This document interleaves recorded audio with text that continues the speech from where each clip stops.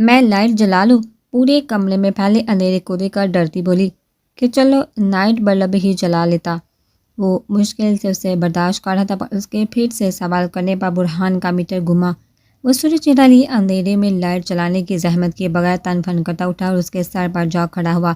دیکھو لڑکی، بہت تھک گیا ہوں میں، چپ چاپ وہاں جا کر سو جاؤ، اب تمہاری آواز نہ نکلے۔ برہان سرگوشی میں سرد آواز میں بولا، پر مجھے اندھیرے میں نیند نہیں آتی، میں کیا کروں؟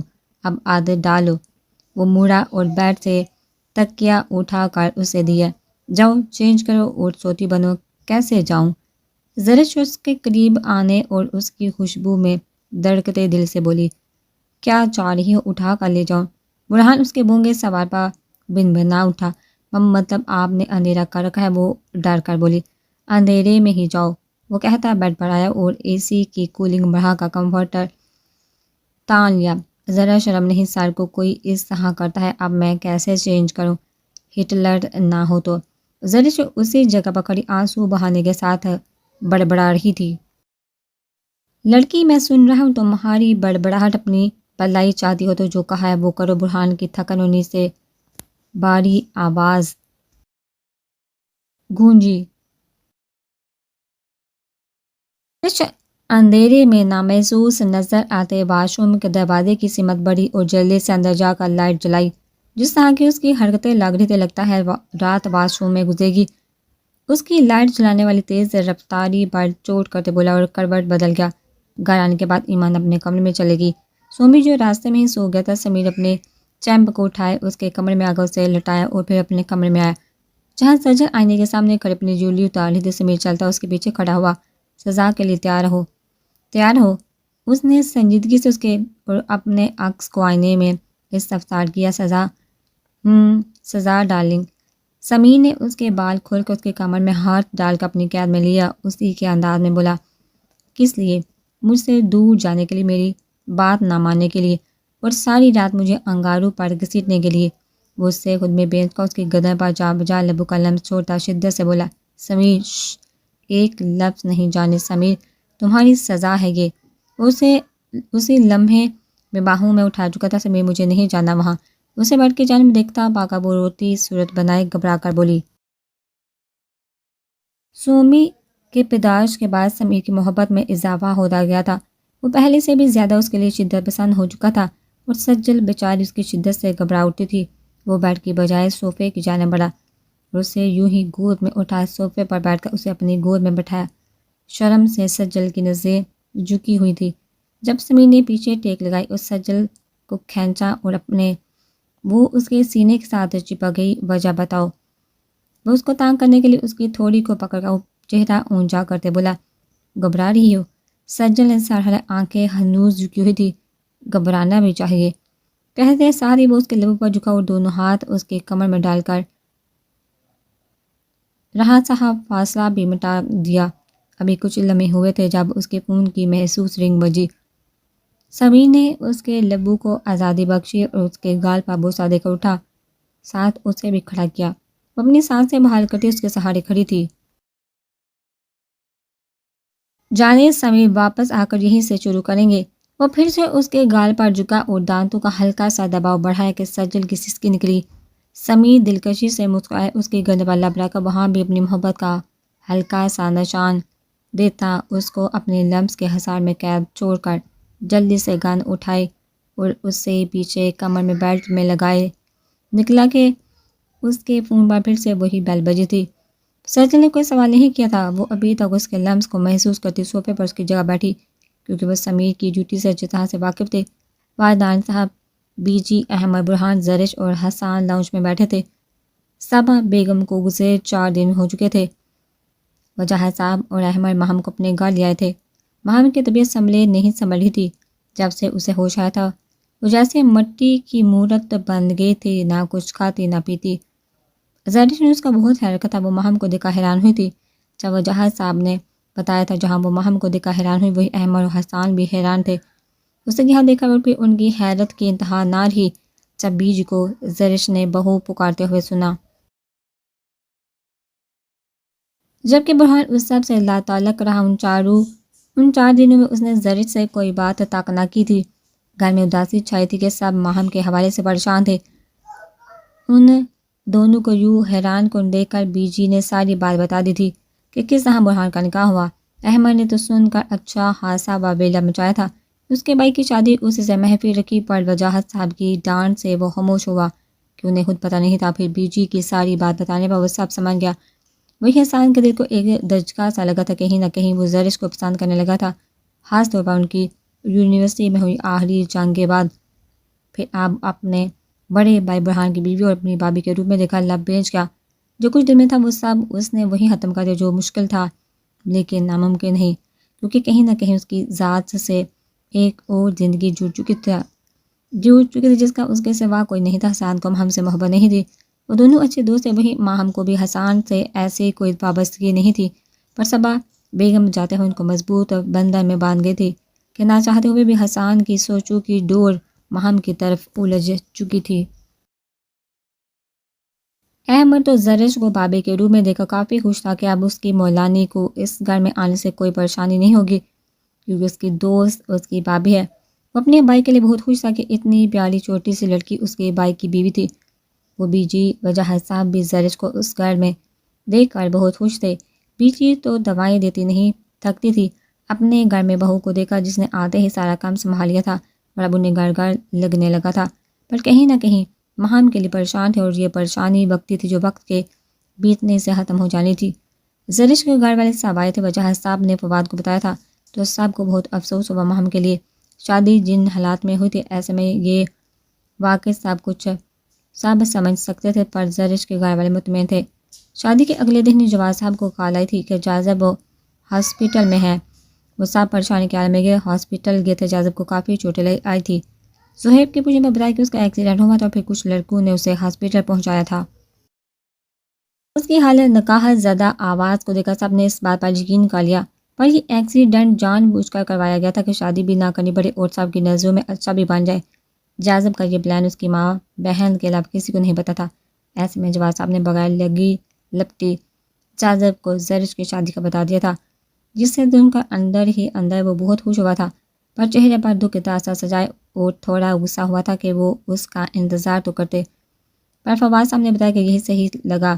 جب اس کو تلاش کر چکے تو لوگ باتیں بتانے لگے تھے، جس سے سن کر جاذب نے سہلا ہاتھ جوڑ کر معذرت کی تھی۔ جس رات صبا بیگم ہلکی حقیقی سے جا ملی، اسی رات احمد اور حسان سب کچھ وجاہت صاحب کے سپرد کیے ایک اہم کام پر گئے تھے۔ جانا ضروری تھا۔ وجاہت صاحب کے پوچھنے پر بات گول مول کر گئے۔ وہ لوگ ان کی ڈیل تباہ کر کے واپس لوٹے تھے۔ میچل اور انجلینا کہیں نہ کہیں ماہم کے انتظار میں تھے، پر وہ ان کو کہیں نہ دکھی۔ احمد نے موقع سے فائدہ اٹھا کر پولیس کو کال کر دی تھی اور سمیر شاہ نے آتے ہی پورے کلب کو گھیرے میں لے لیا تھا۔ احمد اور حسان اپنا کام کر کے سب کی نظروں سے بچ کر نکل گئے تھے۔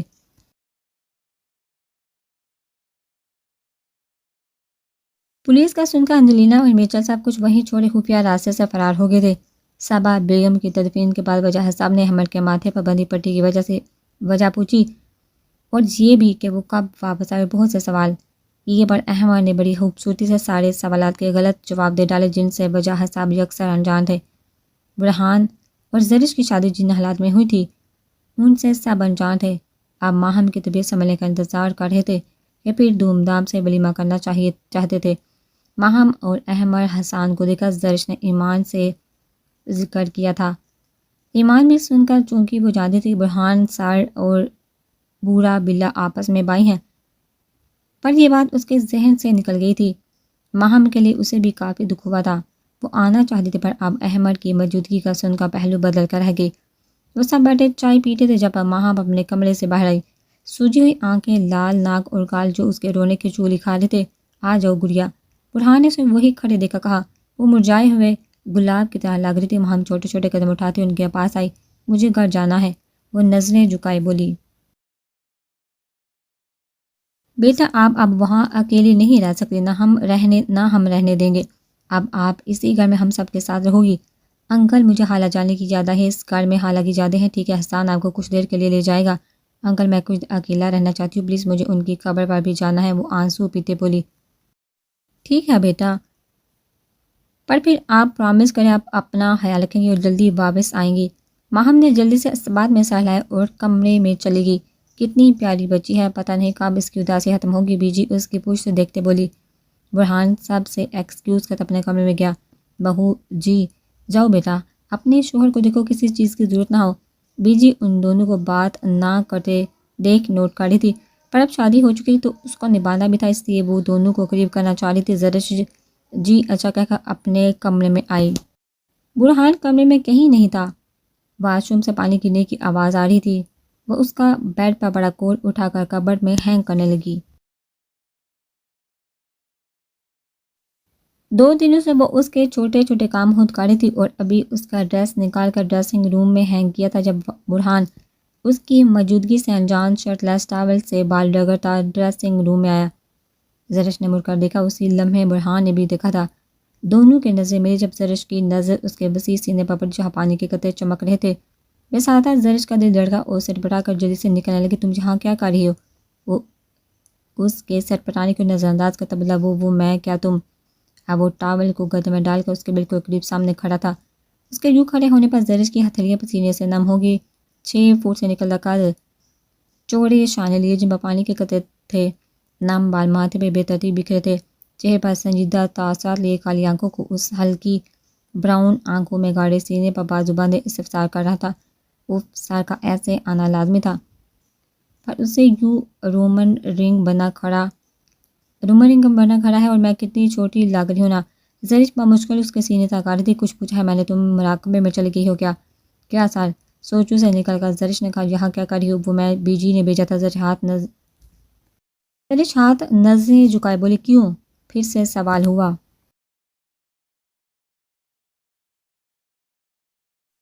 انہوں نے کہا جا کر دیکھوں آپ کو کسی چیز۔ اس کے لفظ منہ میں ہی رہ گئے جب برہان اس کے قریب جھکا۔ زرش نے دک دک کرتے دل سے اپنے اوپر جھکے برہان کو دیکھا۔ وہ اس کی آنکھوں میں دیکھتے ہاتھ پیچھے لے جانے لگا کہ زرش قبر سے جا لگی۔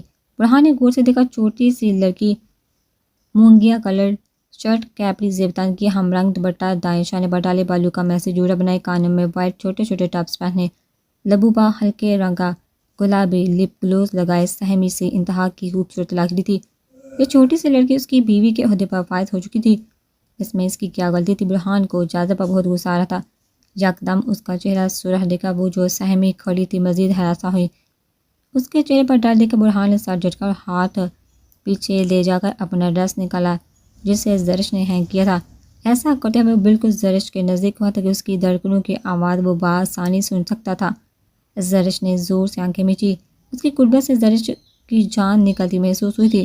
وہ جیسے ہی پیچھے ہوا، زرش جلدی سے وہاں سے بھاگی اور کمرے میں آ کر گہرے سانس لینے لگی۔ اس کی معمولی سی قربت پر زرش کی جان نکل رہی تھی۔ یہ سر کو اچانک سے کیا ہوا، چہرہ کیوں سرخ ہو گیا تھا ان کا؟ وہ خود سے بڑبڑائی۔ جب کھٹکے سے واپس مڑی تو برہان آئینے کے سامنے کھڑا بال بنا رہا تھا۔ زرش جلدی سے واش روم بند ہوگی۔ مبادہ اب برہان کا اگلا سوال یہ نہ ہو کہ اب یہاں کیوں کھڑی ہو؟ یہ ان دونوں میں ہونے والی دوسری ہم کلام تھی جو کہ بیجی کی بدولت ممکن ہوئی تھی۔ شام کا وقت تھا، موسم کافی پیارا بنا ہوا تھا اور ایمان تو ویسے بھی ڈھلتے سورج کی دیوانی تھی جب وہ اور سومی آج سمیر کے جلدی گھر آنے پر پرزور فرمائش سے سی سائڈ آئے تھے۔ سومی اور ایمان دور بیٹھے ریت سے گھر بنا رہے تھے، جبکہ سمیر اور سجل گاڑی سے ٹیک لگائے ان دونوں کو دیکھ رہے تھے۔ سمیر بلیک جینز پر وائٹ شرٹ پہنے سومی اور ایمان کی طرف دیکھ رہا تھا۔ کیا سوچ رہے ہیں سمیر؟ سجل اپنے بالوں کو کان کے پیچھے کرتے ہوئے بولی جو کہ ہوا سے اڑ کر چہرے پر آ رہے تھے۔ کچھ سوچ رہا ہوں کیا؟ یہ کہ ایمان اپنے گھر کی ہو جائے گی تو میں کیا کروں گا، کیسے اس کے بغیر رہوں گا؟ جان بسی ہے میری، سمیر شدت سے بولا۔ ویسے جیسے میرے مام ڈیڈ رہ رہے ہیں، پر میں تمہارے مام ڈیڈ کی طرح نہیں ہوں۔ مطلب جانے من، مطلب یہ کہ دو بیٹیوں کی شادی کرنے کے بعد وہ اب بہو لے کر آئیں گے، اس عمر میں وہ پھر سے ماں باپ بننے سے تو رہے۔ سمیر نے شرارت سے بول کر لب دبایا۔ تو یہ کہ ہم پھر سے بن سکتے ہیں۔ سجل نے گورو مت، مجھے اب 4-5 بیٹیاں چاہیے تاکہ جب میں ایمان کی شادی کروں تو وہ میرے گھر میں رونق لگائیں۔ اس کے کمر میں ہاتھ ڈال کے اپنے پاس کھینچتے بولا۔ سجل کی 4-5 کے نام سے آنکھیں پھیل گئی۔ یہ جب تم یوں آنکھیں پھیلاتی ہو تو دل کرتا ہے کھا جاؤں۔ سمیر اس کو گاڑی سے لگائے گردن پر لب رکھتے بولا۔ 4-5 سمیر کیوں، جان کم ہے؟ سجل نے گورا۔ جب سمیر دلکشی سے مسکرائے، لوگ تو 25-30 کہتے ہیں۔ میں نے تو 4 اور 5 کی فرمائش کی ہے بس۔ اس کے نچلے ہونٹ کو انگوٹھے سے رب کرتے ہوئے بولا، مطلب نو۔ ہاں ہاں ہاں، سمیر نے کہہ کر لگایا۔ لگ رہی ہو ایس ایس بی سمیر شاہ کی وائف۔ سمیر نے مسکرا کر اس کی گال پر لب رکھ کے، کیا کر ہیں پیار خمار آلودہ سرگوشی کی۔ پیچھے ہوں کوئی دیکھے گا تو کیا سوچے گا؟ سجل اس کی انگلیاں کمر پر رینگتی محسوس کر کے دور کرنے لگی۔ کوئی نہیں جہاں سوائے ہمارے اور اس سمندر کے۔ وہ لوگ جہاں تھے وہاں آگے بڑے بڑے پتھر تھے۔ سومی اور ایمان کافی دور پتھر کی اوٹ میں بیٹھے بلٹی سے کھیلے تھے، جبکہ سمیر سجل کو گاڑی کے ساتھ لگائے کھڑا تھا۔ سمیر ہم باہر ہیں، اس کو اوپر جھکتے دیکھ کر باور کروایا، پھر سمیر کے سینے پر ہاتھ رکھ کر جہاں وہاں دیکھا تو دور دور تک کوئی نظر نہیں آیا۔ جب سمیر نے اسے گاڑی سے لگایا اس کے لبوں پر جھک گیا۔ سجل نے اس کی چرچ جو مٹھی میں جگڑا ہوا تھا، جب سمیر نے اپنا وزن اس پر ڈال دیا، سجل کی آنکھیں پھیل گئی۔ اس کے بازو وہ اپنی گردن میں ڈال چکا تھا اور انہا ماغ ارد گرد سے بیگانہ اس کے لبوں پر گرفت سخت کر چکا تھا۔ اس کی شدت پر سجل کی آنکھوں سے آنسو جاری ہو گئے، پر جیسے وہ تو پیچھے ہٹنا بھول گیا تھا۔ سجل نڈھال سے اس کے حصار میں کھڑی تھی، وہ اس کی مزاحمت کی تمام راہیں مسدود کیے کھڑا تھا۔ کچھ دیر بعد اپنی منمانی کرنے کے بعد منہ میں جب خون کا ذائقہ گھلا تو وہ پیچھے ہوا اور اس کی گردن پر لب رکھ کر اس کو چھوڑتا ایمان اور سومی کی جانب بڑھا، جبکہ سجل نڈھال سی گاڑی کے ساتھ لگی سانسیں ہموار کرتے اپنے لب کو جلتا ہوا محسوس کر رہی تھی۔ شعلہ لان میں بیٹھی تھی۔ جب زہیب آفس سے غیر نظر اس پر پڑی تو چہرے پر ناگواریت آئی۔ تم میں کوئی حیا نام کی چیز باقی ہے؟ تم سے زیادہ ہے، شعلہ تڑا کر بولی۔ اچھا یہ بتاؤ حیا کہتے کسے ہیں؟ زہیب ٹائی کی ناٹ ڈیلی قطع کا فولڈ کرتے پوچھنے لگا۔ شرم کو۔ ایگزیکٹلی، شرم کو جو تم اپنے اس منحوس ملک میں چھوڑ آئی ہو۔ تم کہنا کیا چاہتے ہو؟ آخر ہر وقت میرے ابا بننے سر پر کیوں پہنچاتے ہو؟ اگر تم اپنی حرکتیں درست کرو تو مجھے کوئی ضرورت نہیں تم جیسی بدروح کی شکل دیکھنے کی۔ مطلب کیا ہے تمہارا؟ خود کو دیکھا ہے آئینے میں؟ ہر وقت اپنی نمائش کرواتی رہتی ہو۔ اس کی تنگ جینس پر سلیو لیس گہرے گلے کا ٹاپ پہنے دیکھ کر وہ غصے سے بولا، تمہیں کیوں ہمیشہ تکلیف ہوتی ہے میری ڈریسنگ سے؟ کیونکہ تم جان بوجھ کر ایسی حرکتیں کرتی ہو کہ لوگ تمہیں دیکھیں، خود کو پلیٹ میں سجائے پھرتی ہو۔ یہ کیا بکواس ہے؟ شعلہ غراؤٹی حقیقت ہے تمہاری۔ اس گھر میں ملازمی ہے جن کا تم ایمان خراب کر رہی ہو۔ شعلہ بی بی، آج کے بعد اس گھر میں تم نظر آئی تو ہے نہیں تمہاری۔ زہیب ملازموں کی نظریں بار بار اس پر اڑتی دیکھ چکا تھا، جو دعوت دیتی نظارہ پیش کر رہی تھی کہ اس کا دماغ سنسنا اٹھا تھا۔ وہ بڑھ کر وارننگ دیتا جبڑ کر اپنا بریف کیس لیے وہاں سے چلا گیا۔ پیچھے شعلہ کھولتی رہ گئی۔ جاہل آدمی، بڑے آئے تم، فیشن ہے یہ، دیکھتی ہوں کیسے رکتے ہو تم۔ مجھے سارا موڈ خراب کر دیا کدو نے۔ دفتر فون بجا۔ ہیلو، پھاڑ کھانے والا انداز میں ہیلو کا۔ ہاں آ جاؤں گی، اوکے۔ یہاں کر شعلہ نے اپنی جیسی ہی دوست بنائی تھی، تعلیم اس کی مکمل ہو چکی تھی، اب وہ اپنے باپ کا بزنس سنبھالنا چاہتی تھی جو کہ ابھی پاکستان شفٹ کیا جا رہا تھا، جس میں کچھ وقت درکار تھا۔ تو شعلہ رات کو سب سے چوری کلب چلی جاتی اور دیر رات واپس آتی۔ ابھی اس کا یہی پلان تھا۔ کہاں تھے تم اتنے دن؟ اپن تیرا نوکر نہیں ہے، شیر ناگواری سے بولا۔ کل ایک ڈیل ہونی تھی، وہاں بھی پولیس پہنچ گئی تو تم لوگ پتہ کرواؤ کون ہے وہ لوگ۔ مطلب یہ کہ شیر شانی ہم نے بہت پتہ لگوایا ہے، پر وہ گینگسٹر اتنے شاطر ہیں کہ جہاں ہمیں سراغ ملتا ہے وہیں سے غائب ہو جاتے ہیں۔ باس اپنا بزنس مکمل ڈوبتے دیکھ وحشی بنا ہوا تھا۔ جب اس کی بیٹی انجلینا اور میچل نے پولیس کا بتایا، پہلے تو اس کو شیر شانی پر شک تھا، پر جب میچل نے بتایا کہ وہ سی جی ہیں تو اس کا شک دور ہوا۔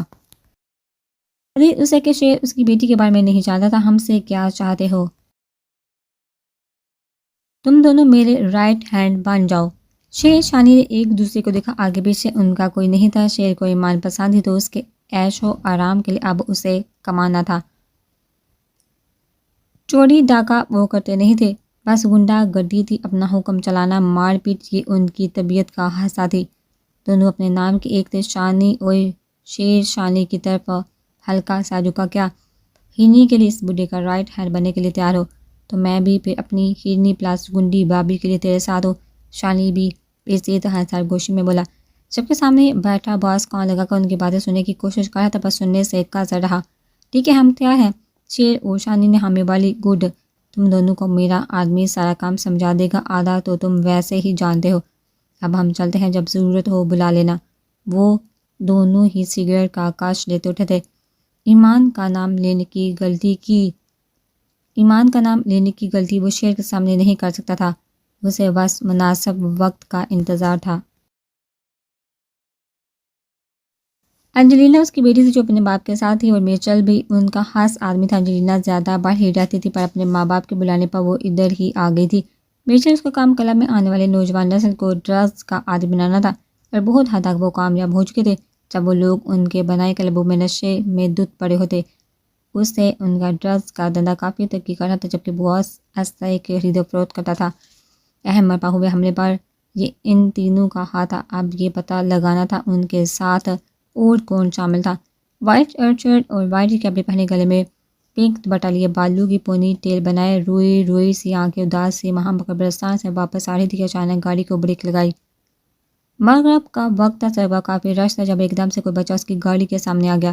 وہ بچہ کب سے روڈ پار کرنا چاہ رہا تھا کہ تھوڑی دور گاڑی کو دکھا، وہ بھاگا، جبکہ دائیں طرف آدھی تیز رفتار گاڑی نہ دیکھ سکا۔ اگر بروقت ماہم بریک نہ لگاتی تو یقیناً کچھ برا ہو جاتا۔ ماہم برقی رفتار سے نکلی، اس کو دیکھتے دوسری گاڑیاں بھی بریک لگا کر رک گئی تھی۔ ماہم برقی رفتاری سے باہر نکلی اور بھاگ کر اس بچے تک آئی جو رو رہا تھا۔ تم ٹھیک ہو؟ ماہم اس کے پاس آتی اس کا چہرہ تھام کر بولی۔ اس بچے نے اس بات میں سر ہلایا۔ چوٹ تو نہیں آئی؟ نہیں، وہ روتا ہوا بولا۔ ماہم کو بہت کیوٹ لگا جب اس نے اس کے گال پر لب رکھے۔ ایسے سڑک پر نہیں بھاگتے بچے، آئندہ خیال رکھنا۔ کہاں جانا ہے؟ وہاں، اس طرف۔ وہ ہاتھ میں چاکلیٹ پکڑ کر اشارہ کرتا بولا، چلو میں تمہاری مدد کروں۔ اس کا ہاتھ پکڑ کر گاڑیوں کے بیچ سے گرد گزرتی دوسری طرف چھوڑ کر واپس آئی۔ دائیں بائیں گاڑیاں شان شان کی آواز سے گزر رہی تھی۔ وہ یہاں وہاں دیکھتی اپنی گاڑی کی جانب جانا چاہتی تھی۔ وہ احتیاط سے سڑک پار کرتی یہاں وہاں دیکھ رہی تھی، جس سے اس کے بال لہرا رہے تھے، اور یہی وقت تھا جب ایک تیز رفتار آتی گاڑی نے اس حسن کے مجسمے کو دیکھ کر اس کے بالکل پاس بریک لگائی۔ وہ جو اپنی گاڑی سے چند قدم دور تھی۔ ماہم ڈر کر اٹھی۔ تمہیں تمیز نہیں ہے کیا؟ نظر نہیں آ رہا؟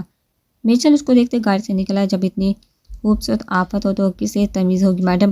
وہ لوفرانہ انداز میں بولا۔ ڈونگی وہ بڑبڑائی۔ اس وقت اس کا دل بہت اداس تھا، وہ بس گھر جانا چاہتی تھی۔